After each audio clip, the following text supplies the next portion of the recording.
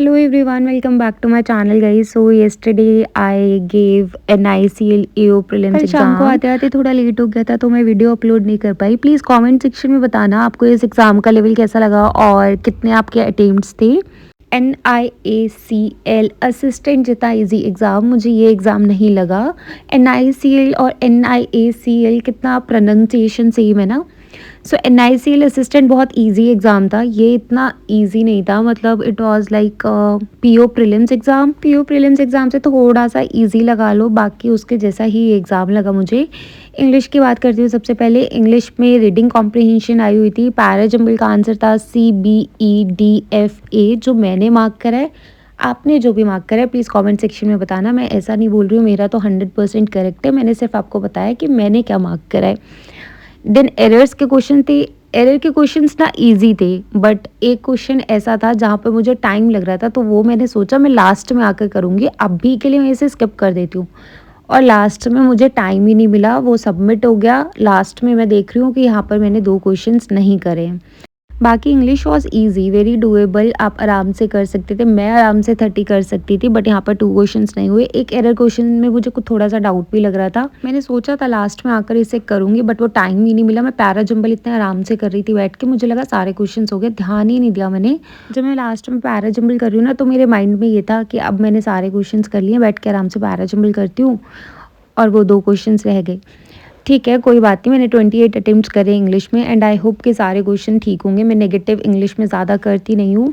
आपने देखा होगा इस साल किसी भी एग्जाम में, लेटेड भी प्रीलिम्स और मेंस, कि इंग्लिश का क्या लेवल रहता है, बट अगर आप मॉक्स में देखोगे ना, उसमें आपको इंग्लिश का अलग ही लेवल दिखेगा। उसकी वजह से मॉक्स में भी स्कोर कम आता है, और जो इंग्लिश में थोड़ा सा भी वीक है वो वहाँ पे बहुत डीमोटिवेट हो जाता है, वो वोकैब पढ़ने लग जाते हैं।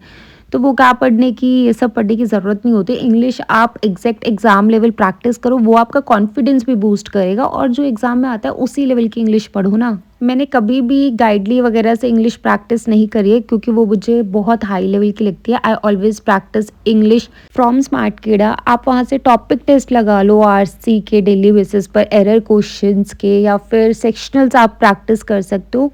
और स्मार्टकिडा पर जो इंग्लिश का लेवल है वही आपको एग्जाम में देखने को मिलेगा। इवन SBI PO का एग्जाम का लेवल भी वही होता है जो स्मार्टकिडा में इंग्लिश दी हुई है टॉपिक टेस्ट सेक्शनल टेस्ट में, और वो 200-300 रुपीज़ में आपको मिल जाता है।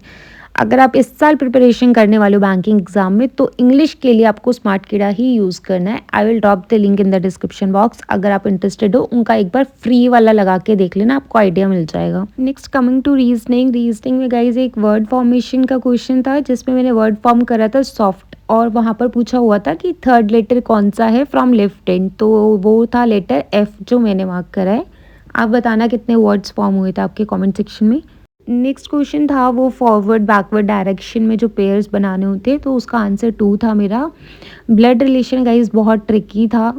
मुझे NIACL असिस्टेंट में भी ऐसा फील हुआ कि ब्लड रिलेशन थोड़ा सा ट्रिकी आया हुआ था, और आज के एग्ज़ाम में भी।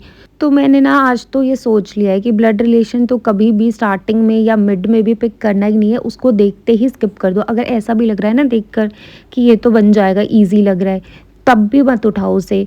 वो ना मेंस पजल जैसी है, उसको हमेशा लास्ट में पिक करो। ब्लड रिलेशन में अगर आप स्टक हो गए तो पूरा पेपर ख़राब हो जाएगा। आज भी मेरे साथ सेम हुआ, ब्लड रिलेशन में बहुत टाइम गया, थोड़ा सा ट्रिकी था।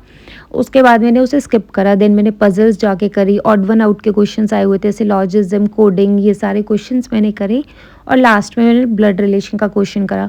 लास्ट में वो बन गया था, और उसमें मैं 2 ही क्वेश्चंस मार्क कर पाई। तो ब्लड रिलेशन में मैं 2 ही क्वेश्चंस मार्क कर पाई, एक क्वेश्चन मैं नहीं कर पाई, टाइम आउट हो गया था। लास्ट में करा था ब्लड रिलेशन। एक का आंसर था ग्रैंड डॉटर, और एक का आंसर था सन इन लॉ। रीजनिंग में अटेम्प्ट्स हुए 34। पजल्स ईजी थी, कोई भी स्टक करने जैसी पजल नहीं थी। अगर आपने मेंस लेवल तक पजल्स प्रैक्टिस कर रखी हैं तो ये वाली पजल्स इजी ही थी। लास्ट क्वांट की बात करते हैं। क्वांट में गाइज मुझे इंग्लिश और रीजनिंग दोनों ही इजी लगे, कहीं ना कहीं डुएबल थे, बट क्वांट मुझे थोड़ी सी टाइम टेकिंग लगी। मेरे लिए तो टाइम टेकिंग थी क्योंकि इसके क्वेश्चंस लेंदी थे, तो ये वाली DI मैंने करी।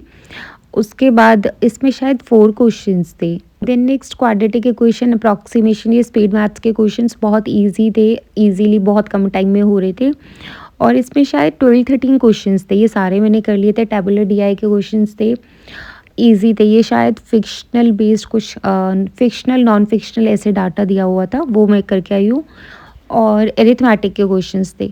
बट क्वांट पे मेरे अटेम्प्ट्स हुए 22, क्योंकि जो मैंने आपको बताया कि डीआई बहुत टाइम टेकिंग थे, उसमें मेरा सारा टाइम चला गया। सो मेरे टोटल अटेम्प्ट्स हुए 84, 28 in English, 34 in reasoning and 22 in quant.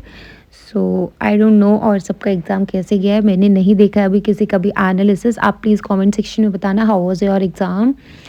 And this was last exam of this season, 2023 का लास्ट एग्ज़ाम था आज। थोड़ा सा रिलीफ फील हो रहा होगा आप लोगों को, बट ये हम लोगों को पढ़ने की इतनी आदत हो जाती है ना कि हमें एकदम से पढ़ाई से अलग कर दिया जाता है, तो ऐसे फील होता है कि अब हम क्या करें, व्हाट नेक्स्ट, खाली सा लगता है सब कुछ, है ना।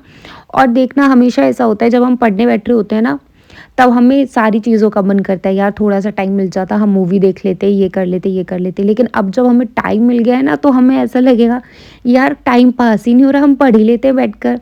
मेरे साथ ऐसा होता है। चलो 1-2 दिन में मैं आप लोगों को अपडेट करती हूँ कि व्हाट नेक्स्ट, क्या करने वाले। So yes guys, please please channel को ज़रूर सब्सक्राइब कर लेना। Thank you so much, bye bye, take care.